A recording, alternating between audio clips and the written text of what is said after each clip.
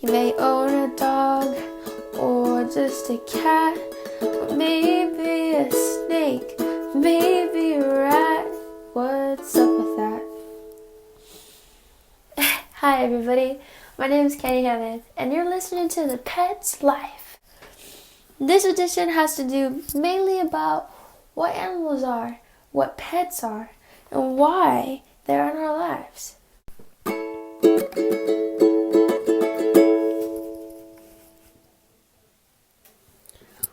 We're going to get started off here by going all the way back to the primitive era when humans were just hunters and gatherers and all they knew were that and nothing else. Nothing about having other relationships with different types of creatures. Now we go back to here because we want to ask the question of where pets even came from and maybe what were the first kind of pets. Here we have, according to Pedigree, they describe the evolution of pet ownership. And they start off by saying that the history of pets is intertwined with the process of animal domestication.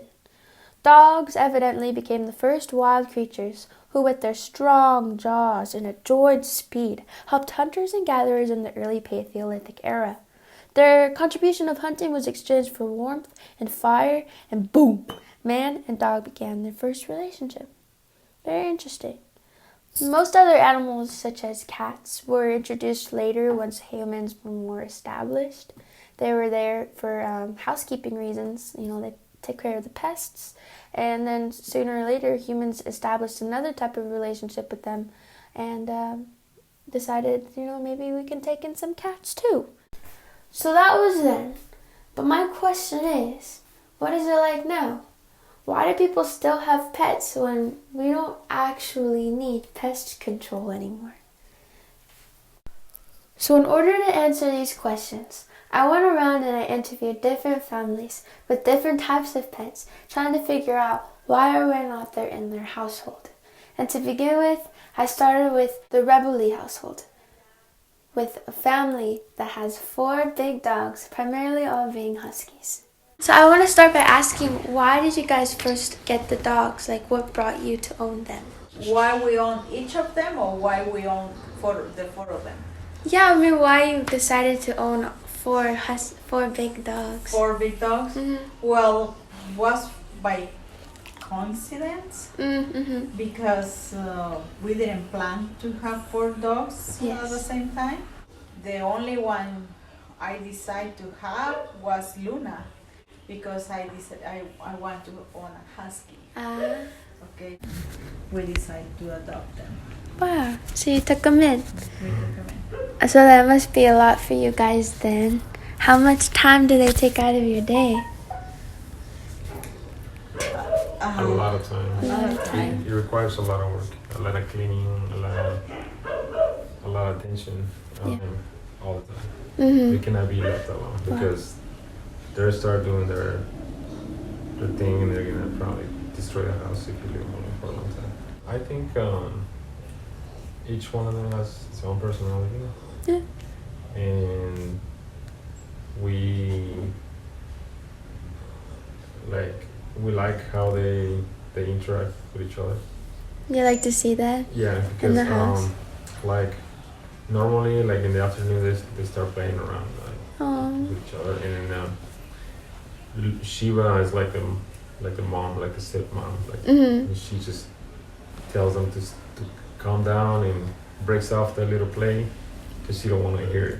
Yeah. Yeah. So she's like the eldest. She keeps it in order. Mm-hmm. Yeah. She's the Wow. alpha. The alpha. Yeah. But they give us love. We love them. It requires a lot of work, but it's at the end of the day, it's not much because they give you back a lot. Give you back the love. That's so beautiful. Mm-hmm. Okay, well, I think that's all the questions that I have. Yeah. So thank you guys for answering them. No problem. Beautiful. After talking to the parents, Dulce, the daughter of the family, also stepped in and told me a little bit more about how she feels about having these pets in her life as well. If they're laying on the floor, they won't move for you. You just have to step over them. You're in their world because we're their entire life. They're just a little part of my life, but we're all they have. So you just gotta make them feel the best. It's just crazy. Crazy how your whole life adapts to caring for dogs. Your whole life. Your entire life like changes. Like my mom, like sometimes my mom can't even go shower because she doesn't have anyone to watch the dogs. And when Shiva was younger, we could bring them upstairs, but now that Shiva's older, you know, she can't go upstairs or she can't hold her pee anymore. So, you know, it affects every little aspect of your life. Someone always has to be with them. We never want them alone. Now, it was very beautiful to see this family grow and have these types of dogs in their lives. But I was also very intrigued by their older brother, who is moved out and is an educator in young children, and his perspective of animals in his life. This is his interview with Carlos. How come you don't have any pets? So there's more than one reason why. I think the first one that comes to mind is our home is not pet friendly right now. So we have a gate that leads to our backyard, but that gate is kind of actually wide open. So if we were to have a small dog, it would definitely run through. Mm-hmm. If we had a large dog, I actually think it would be able to break that gate. It's not very sturdy. So it just needs a little love. So people could say, okay, then fix the gate and you can get a dog. Yeah. So, but then I have other reasons.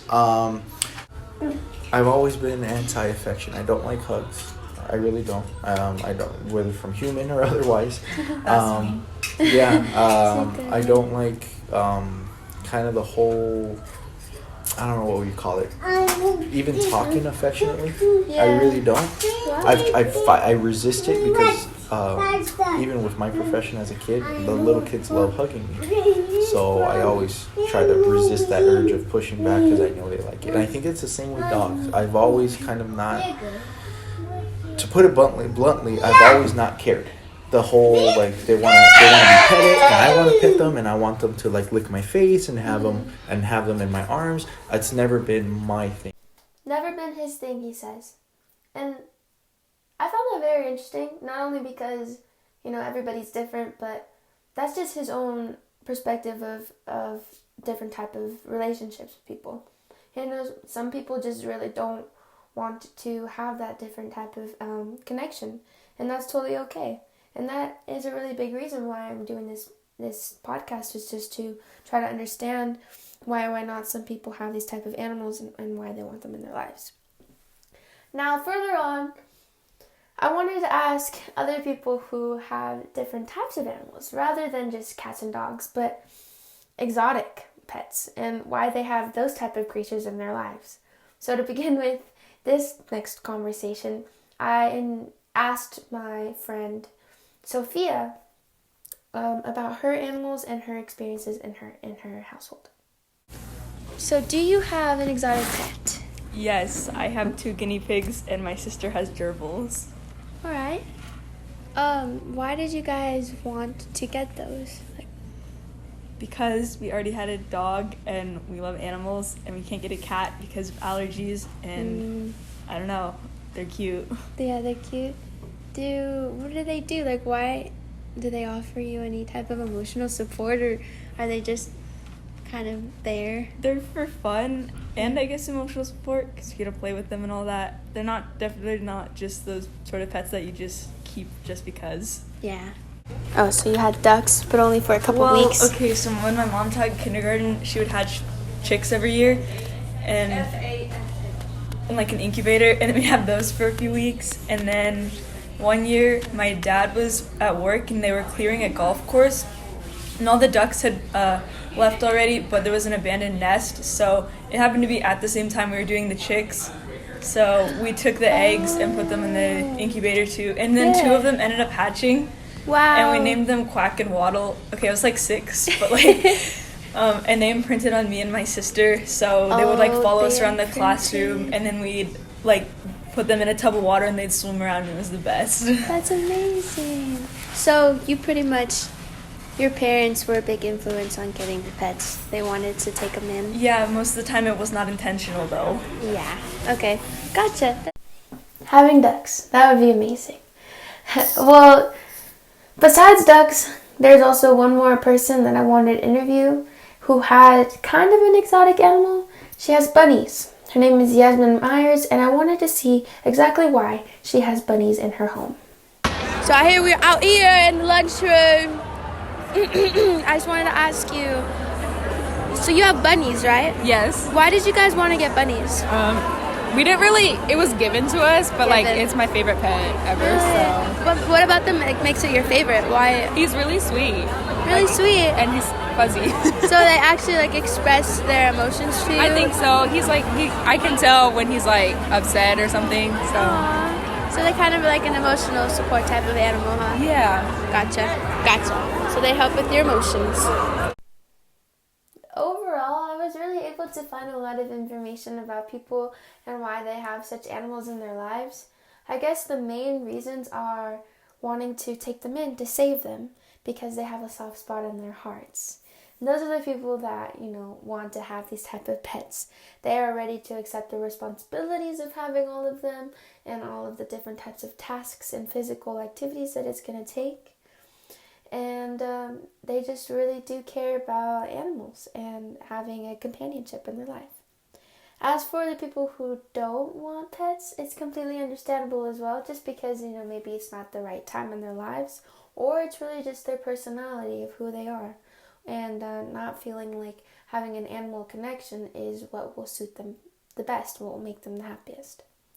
So, overall,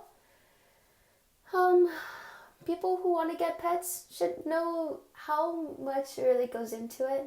And the people who don't, that's totally okay. Because, everyone's different. And everybody needs different types of relationships. So thank you for joining me here. There are going to be more episodes coming up about whales. If you're interested in what they are and why they're here as well. Thank you so much, everybody, once again. And I would love to hear what you think about everything, like